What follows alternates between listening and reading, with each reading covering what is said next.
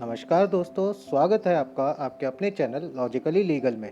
तो आज हम बात करेंगे सेक्शन 165 एविडेंस एक्ट के बारे में। ये लेक्चर आपके लिए काफ़ी इंपॉर्टेंट होने वाला है क्योंकि प्री और मेंस दोनों ही एग्जाम्स में इससे रिलेटेड आपको काफ़ी क्वेश्चंस देखने को मिल जाते हैं और स्पेशली मेंस में इसके क्वेश्चंस आपको बहुत सारे स्टेट्स में देखने को मिल जाएंगे। तो जो सेक्शन 165 है एविडेंस एक्ट के काफ़ी इंपॉर्टेंट है और ये बात करता है जजेस पावर टू पुट क्वेश्चंस, यानी स्पेशल पावर ऑफ जजेस कि वो प्रोसीडिंग्स के बीच में उसके पास क्या क्या पावर्स है, वो क्या क्या कर सकता है। तो इसमें हम देखेंगे सेक्शन इंटरप्रिटेशन प्रोवाइजो 1 और 2 जो कि काफ़ी इंपॉर्टेंट है आपके प्री और मेंस दोनों से रिलेटेड, और इसके साथ साथ हम इंपॉर्टेंट केस लॉज भी कवर करेंगे जो कि मेंस एग्ज़ाम से रिलेटेड काफ़ी ज़्यादा इंपॉर्टेंट हो जाते हैं।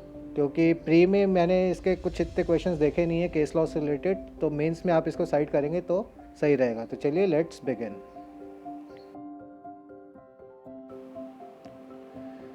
तो अब हम देखेंगे सेक्शन 165, इसके मेन सेक्शन को हम इंटरप्रेट करने की कोशिश करेंगे और देखेंगे कि इसके अंदर क्या क्या पावर्स दी गई हैं जज को कि वो अपनी प्रोसीडिंग्स को एक अच्छे वे में डील कर पाए। तो द जज में इन ऑर्डर टू डिस्कवर और to obtain proper proof of relevant facts, इसका मतलब क्या है कि जो जज है to find out the truth. अब किस चीज़ का ट्रुथ, कि जो उसके सामने एविडेंसेस पेश किए जा रहे हैं उसके पीछे की ट्रुथनेस, उसके पीछे की वेरासिटी चेक करने के लिए वो क्वेश्चंस पूछ सकता है। अब जो बेंथम है उसने भी बोला था कि जो सेक्शन 165 है एविडेंस एक्ट का, it is to find out evidence of evidence, मतलब एविडेंस का भी एविडेंस है सेक्शन 165 उसको फाइंड आउट करने के लिए। ये काफ़ी ब्रॉड नेचर का है और ये जज को एक बहुत अच्छी पावर देता है, एक स्पेशल पावर देता है जो जो कि केस को सॉल्व करने में बहुत काम आता है। अब आस्क एनी क्वेश्चन ही प्लीजेस, क्या कर सकता है जज? Obtain proper proof of relevant facts के लिए क्या कर सकता है? कोई भी क्वेश्चन पूछ सकता है, उस ही प्लीजेस मतलब जो इसकी इच्छा हो।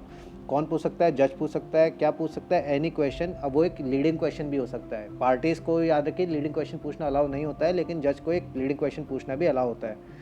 इन any form at any time any witness of the और the parties about any facts relevant और इरेलीवेंट। अब क्या कर सकता है वो? एनी क्वेश्चन पूछ सकता है। वो क्वेश्चन किसी भी फॉर्म में हो सकता है, किसी भी पार्टी के लिए हो सकता है, किसी भी विटनेस के लिए हो सकता है, और यहाँ तक कि वो किसी भी टाइम पूछा जा सकता है। और टाइम क्या है कि वो जजमेंट से पहले पूछा जाए। अब जो वो क्वेश्चन है वो रेलिवेंट और इरेलीवेंट फैक्ट्स दोनों पे अलाउ है।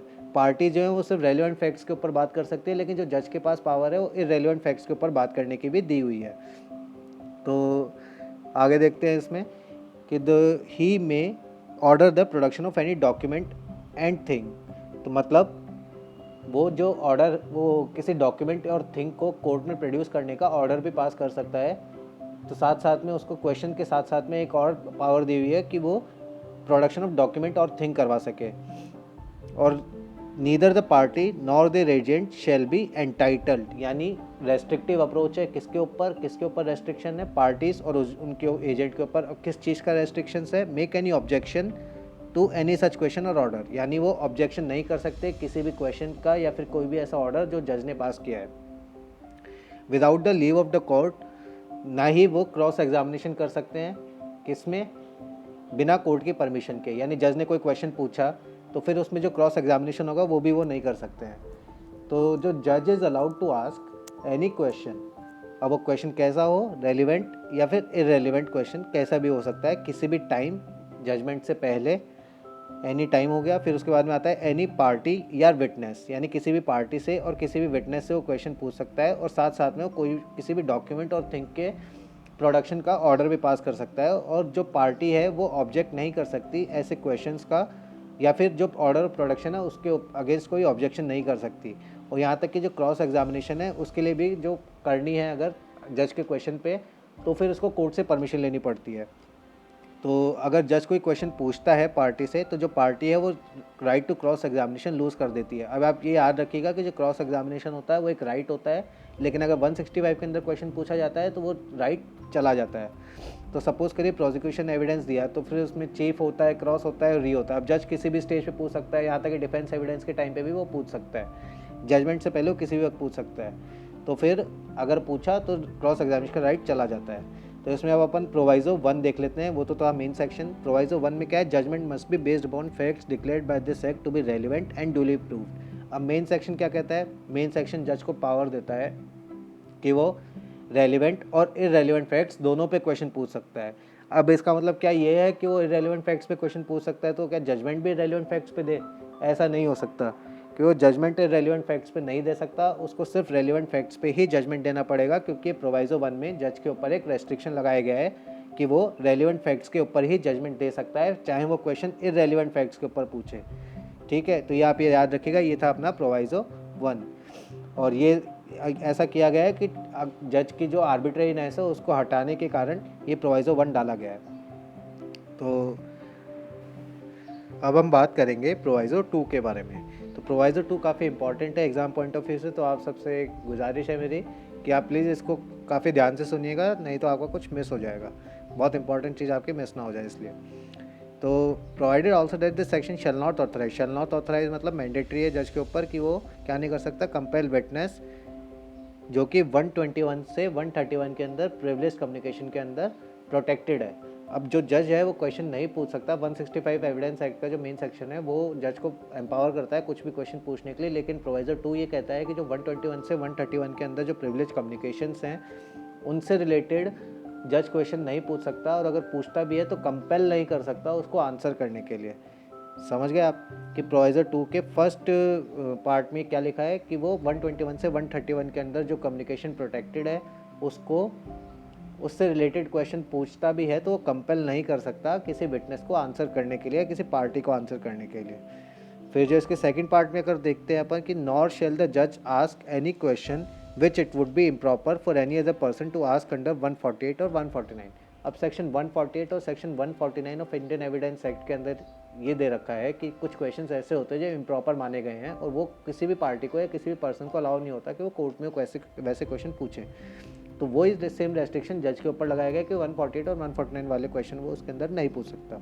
Nor shall he dispense with primary evidence of any document, ये थर्ड रेस्ट्रिक्शन है कि जैसे कोई पार्टी अगर सेक्शन 65 को क्वालिफाई नहीं करती है, सेकेंडरी एविडेंस देने के लिए एडमिसिबल नहीं है, परमिसिबल नहीं है, तो फिर जज उसको अलाउ नहीं कर सकता वो एविडेंस, सेकेंडरी एविडेंस कोर्ट में प्रोड्यूस करने के लिए, जब तक कि वो सेक्शन 65 जो सेक्शन 65 है एविडेंस एक्ट का वो उसको अलाउ ना करे।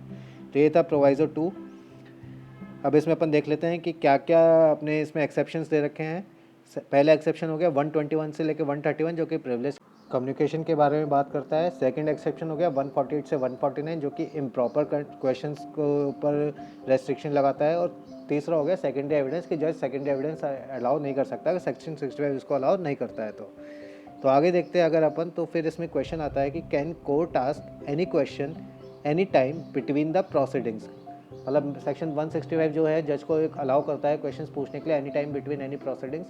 तो ये क्वेश्चन उठा था state of Rajasthan versus ANI में। तो इसमें कोर्ट ने बोला था कि वैसे देखा जाए तो थियोरेटिकली जज can ask any question eight any time between the proceedings, किसी भी वक्त को कोई भी क्वेश्चन पूछ सकता है, लेकिन जो कोर्ट है उसको वेट करना चाहिए कि वो पार्टीज एक दूसरे से क्वेश्चन पुट ऑन करें, क्योंकि अगर जज ने क्वेश्चन पूछा तो जो पार्टी है, जो सामने वाली पार्टी है, उसका जो राइट टू क्रॉस एग्जामिनेशन है वो लूज़ हो जाता है। और अगर पार्टीज एक दूसरे से क्वेश्चन करती हैं तो जो सामने वाली पार्टी है उसका राइट टू क्रॉस एग्जामिनेशन बना रहता है, जिससे एक फेयर ट्रायल हो सकता है। लेकिन अगर जज को जब तक ये ना लगे किसी एविडेंस में किसी, या फिर उसको वो क्वेश्चन बहुत ज़्यादा इंपॉर्टेंट ना लगे, तभी तो उसको नहीं पूछना चाहिए, उसको वेट करना चाहिए पार्टीज़ के लिए। और अगर उसको इंपॉर्टेंट लगे तभी उसको वो क्वेश्चन पुट ऑन करना चाहिए पार्टीज़ के लिए, ताकि अगर क्रॉस एग्जामिनेशन राइट लूज भी हो तो भी इतना कुछ फ़र्क नहीं पड़े, क्योंकि अगर जो जज के पास पावर है to allow the other party to cross examine. तो आज के लिए बस इतना ही, मिलते हैं अपन अगली वीडियो में। और अगर आपको ये वीडियो अच्छी लगी तो प्लीज़ इसे लाइक करें, शेयर करें और सब्सक्राइब करें।